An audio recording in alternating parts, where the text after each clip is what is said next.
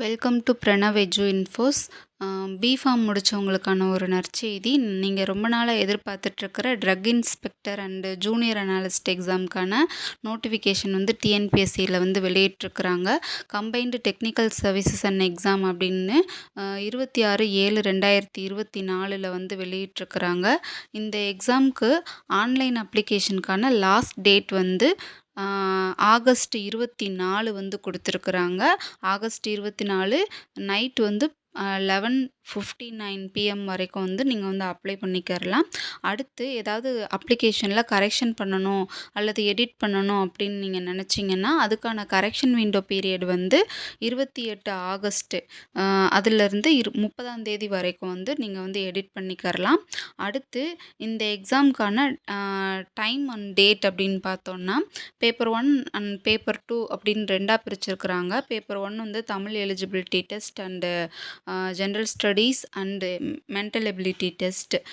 இதுக்கான exam date வந்து October 26 வந்து கொடுத்துருக்குறாங்க. டைம் வந்து 9:30 to 12:30 3 ஹவர்ஸ் வந்து எக்ஸாமு. அடுத்து பேப்பர் 2ஓட எக்ஸாம் டேட் வந்துன்னு பார்த்தோன்னா அக்டோபர் 14லேருந்து 23 வரைக்கும் கொடுத்துருக்குறாங்க. அப்போது அக்டோபர் 14க்கு முன்னாடியே வந்து நீங்கள் வந்து வெப்சைட்டை செக் பண்ணிவிட்டு உங்களுக்கான ஹால் டிக்கெட் வந்துருச்சா, என்றைக்கு வந்து உங்களுக்கான எக்ஸாம் டேட் வந்து கொடுத்துருக்காங்கன்றதை செக் பண்ணிக்கிறலாம். அதுவுமே வந்து 3 ஹவர்ஸ் டெஸ்ட்டாக தான் இருக்க போகுது. அடுத்து வந்து இந்த எக்ஸாமுக்கான எக்ஸாம் ஸ்கீம் அப்படின்னு பார்த்தோன்னா என்னன்னு பார்த்தோன்னா தமிழ் எலிஜிபிலிட்டி டெஸ்ட் வந்து எஸ்எஸ்எல்சி ஸ்டாண்டர்டில் இருக்கும். நம்பர் ஆஃப் கொஸ்டின்ஸ் வந்து 100 கொஸ்டின்ஸ் இருக்கும். டியூரேஷன் வந்து 3 ஹவர்ஸ். மொத்தமாக அதாவது Tamil eligibility test, general studies and mental ability எல்லாமே சேர்த்து 3 ஹவர்ஸ் டைம் வந்து கொடுப்பாங்க. தமிழ் எலிஜிபிலிட்டியில் 100 கொஸ்டின்ஸ் கேட்பாங்க. 150 மார்க்ஸ் மொத்தம். அதில் வந்து நீங்கள் கட்டாயமாக வந்து 60 மார்க் வந்து கண்டிப்பாக ஸ்கோர் பண்ணணும். 40% மார்க் வந்து கண்டிப்பாக ஸ்கோர் பண்ணணும். அப்படி ஸ்கோர் பண்ணால் தான் உங்களுடைய ஜென்ரல் ஸ்டடீஸ் பேப்பர் வந்து வேல்யூ பண்ணுவாங்க. அதுக்கடுத்து வந்து ஜென்ரல் ஸ்டடீஸில் வந்து டிகிரி ஸ்டாண்டர்டில் இருக்கும். கொஸ்டின் வந்து 75 கொஸ்டின்ஸ் கேட்பாங்க. அடுத்து மென்டல் எபிலிட்டி டெஸ்ட், அதாவது மேத்ஸ் வந்து எஸ்எஸ்எல்சி ஸ்டாண்டர்டில் இருக்கும். அதிலேருந்து ஒரு 25 கொஸ்டின்ஸ் கேட்பாங்க. மொத்தமாக வந்து ஜென்ரல் ஸ்டடீஸும் மென்டல் எபிலிட்டியும் சேர்த்து ஒரு 150 மார்க்ஸ்க்கு வந்து எக்ஸாம் வந்து நடக்கும். அடுத்து பேப்பர் 2ல் வந்து மெயின் சப்ஜெக்ட் பேப்பர் உங்களுடைய ஃபார்மசி பேப்பர் வந்து இருக்க போகுது. அது வந்து டிகிரி ஸ்டாண்டர்டில் இருக்கும். ஃபார்மசி கோர்ஸ் முடித்தவங்க, பிஃபார்ம் அல்லது ஃபார்மசூட்டிக்கல் சயின்சஸ் முடித்தவங்களுக்கு கொஸ்டின் வந்து டிகிரி ஸ்டாண்டர்டில் இருக்கும்.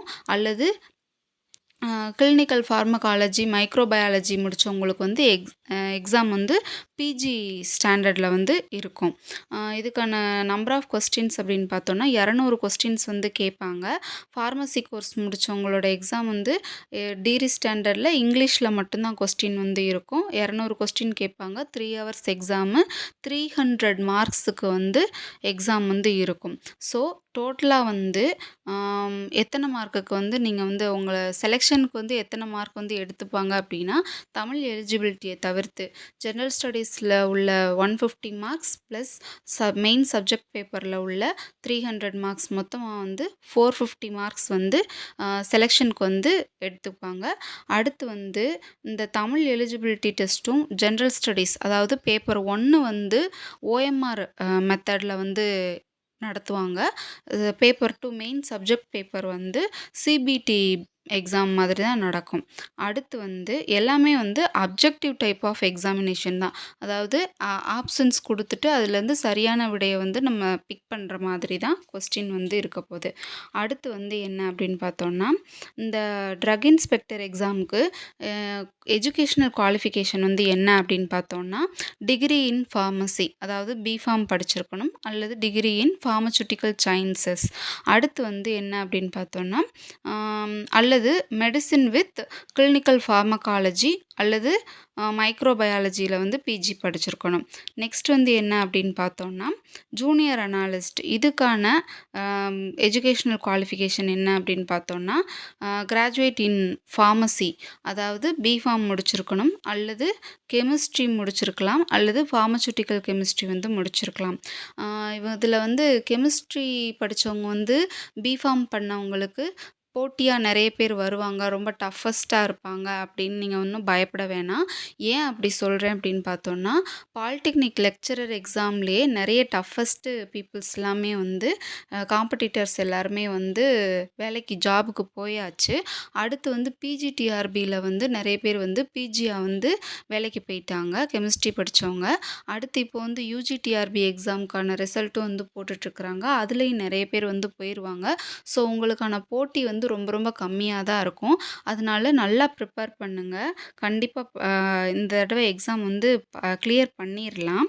அடுத்து வந்து என்ன அப்படின்னு பார்த்தோம்னா, இந்த எக்ஸாம்க்கு வந்து ஏஜ் லிமிட் என்ன? மேக்ஸிமம் ஏஜ் லிமிட் என்ன அப்படின்னு கேட்டிங்கன்னா, இதுக்கு வந்து நோ மேக்ஸிமம் ஏஜ் லிமிட் அப்படின்ட்டு வந்து குடுத்துருக்குறாங்க.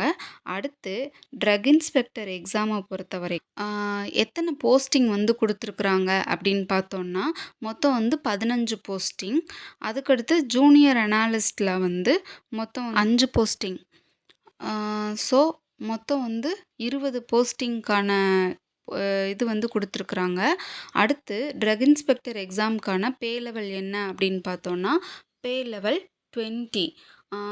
ஜூனியர் அனாலிஸ்ட்டுக்கான பே லெவல் என்ன அப்படின்னு பார்த்தோம்னா, பே லெவல் 16 வந்து குடுத்துருக்குறாங்க. இப்போ ட்ரக் இன்ஸ்பெக்டர் எக்ஸாம்க்கு பே லெவல் வந்து 20ன்னு சொன்னோம். அதுக்கான பேசிக் பே வந்து என்ன அப்படின்னு பார்த்தோம்னா, 37,700. அதாவது டிஏ, ஹெச்ஆர்ஏ, மெடிக்கல் அலோவன்ஸ் அப்படின்னு சொல்லிட்டு மொத்தமா வந்து இந்த ஆகஸ்ட் மாத நிலவரப்படி ஒரு ரூ. 57,642 வந்து தோராயமா வந்து மாத சம்பளமா கிடைக்கும். அடுத்து ஜூனியர் அனாலிஸ்ட் எக்ஸாம்க்கு வந்து பே லெவல் வந்து 16 சொல்லியிருந்தோம். அதுக்கான பேசிக் பே வந்து 36,400. அதில் வந்து டிஏ, ஹெச்ஆர்ஏ, மெடிக்கல் அலோவன்ஸ் அப்படின்னு சொல்லிட்டு டோட்டலா ரூ. 55,244 வந்து தோராயமா வந்து மாத சம்பளம் வந்து கிடைக்கும். இது வந்து தற்போதைய ஆகஸ்ட் மாத நிலவரப்படி. இன்னும் ஒரு 2, 3 மந்த்ஸ்ல வந்து இந்த அமௌண்ட் வந்து இன்னுமே கூட வாய்ப்பு இருக்கு. அடுத்து வந்து என்ன அப்படின்னு பார்த்தோம்னா, இதுக்கான சிலபஸ் வந்து டீட்டெயில்டு சிலபஸ் வந்து வெப்சைட்ல வந்து டிஎன்பிஎஸ்சி வெப்சைட்ல வந்து குடுத்துருக்குறாங்க. என்னென்ன டாக்குமெண்ட்ஸ்லாம் அப்லோட் பண்ணணும் அப்படின்னு பார்த்தோம்னா, உங்களோட SSLC mark sheet, HSC mark sheet, உங்களோட B Pharm mark sheet and registration certificate அப்படின்ட்டு நீங்கள் வந்து எல்லாமே வந்து அப்லோட் பண்ணுற மாதிரி இருக்கும். ஃபோட்டோ வந்து உங்களோட ரீசன்ட் பாஸ்போர்ட் சைஸ் ஃபோட்டோ, அதில் வந்து உங்களோட நேம் வித் இனிஷியல் இருக்கணும். அதுக்கு கீழே வந்து டேட் வந்து எழுதி இருந்திருக்கணும். அடுத்து உங்களோட சிக்னேச்சர் வந்து பிளாக் அல்லது ப்ளூ பால் பாயிண்ட் பென்னால் போட்டு அதை வந்து ஸ்கேன் பண்ணி நீங்கள் வந்து அப்லோட் பண்ணுற மாதிரி இருக்கும். ஃபோட்டோ வந்து சைஸ் வந்து என்ன அப்படின்னு பார்த்தோம்னா 20 கேபியிலேருந்து 50 கேபிக்குள்ளே இருக்கணும். அதே மாதிரி சிக்னேச்சர் வந்து 10 கேபியிலேருந்து 20 கேபிக்குள்ளே வந்து இருக்கணும். அடுத்து நெக்ஸ்ட் என்ன அப்படின்னு பார்த்தோம்னா, டிஃபார்ம் முடித்தவங்க எல்லாருமே வந்து ஃபீல் பண்ண வேணாம். ஜூனியர் ட்ரக் இன்ஸ்பெக்டர் அப்படின்ட்டு ஒரு போஸ்டிங் கொண்டு வந்தாங்க அப்படின்னா, அதில் வந்து நம்மளுக்கான வேக்கன்சிஸ் வந்து வரும். இதை நம்ம வந்து அரசுக்கு வந்து கோரிக்கையாக வந்து வைக்கலாம். அந்த மாதிரி இப்போ உதாரணத்துக்கு வந்து நிறைய இடங்கள்ல வந்து நார்த் இந்தியாலலாம் வந்து எஸ்ஐ அப்படின்னு இருப்பாங்க. அதுக்கு கீழே வந்து ஏஎஸ்ஐ அப்படின்னு ஒரு போஸ்டிங் உண்டு. அசிஸ்டன்ட் சப் இன்ஸ்பெக்டர் அப்படின்ட்டு ஒரு போஸ்டிங் வந்து உண்டு. ஸோ அது மாதிரி வந்து இங்கே வந்து ட்ரக் இன்ஸ்பெக்டருக்கு வந்து ஜூனியர் ட்ரக் இன்ஸ்பெக்டர் அந்த மாதிரி ஏதாவது ஒரு போஸ்டிங் வந்து அனௌன்ஸ் பண்ணாங்கன்னா, டிஃபார்ம் படித்தவங்களுக்கும் அதில் வந்து நிறையவே வாய்ப்பு இருக்கும். அடுத்து இந்த பிஃபார்ம் முடித்தவங்க எல்லாருமே ட்ரக் இன்ஸ்பெக்டர் எக்ஸாமுக்கு அப்ளை பண்ணுறவங்க, ஜூனியர் அனாலிஸ்ட் எக்ஸாமுக்கு அப்ளை பண்ணுறவங்க எல்லாருமே வந்து வேக்கன்சி வந்து ரொம்ப ரொம்ப கம்மியாக இருக்குது அப்படின்ட்டு வந்து ஃபீல் பண்ண வேணாம். ஏன் அப்படின்னா, டிஎன்பிஎஸ்சி குரூப் 1 எக்ஸாம்லலாம் வந்து போன வருஷம் வந்து 66 வேக்கன்சிஸ் தான் போட்டிருந்தாங்க. அதேமாதிரி இந்த வருஷம் வந்து 90 வேக்கன்சிஸ் தான் போட்டிருக்குறாங்க. ஸோ நல்லா ப்ரிப்பேர் பண்ணிங்க அப்படின்னா, இந்த வேக்கன்சிலேயே உங்களால் வந்து ஈஸியாக கிளியர் பண்ண முடியும். நீங்கள் எல்லாருமே வந்து வெற்றி பெற என்னோட வாழ்த்துக்கள். இந்த வீடியோ வந்து உங்களுக்கு பயனுள்ளதாக இருந்தது அப்படின்னா, நம்ம சேனலை வந்து சப்ஸ்கிரைப் பண்ணுங்கள், ஷேர் பண்ணுங்கள். Thank you friends.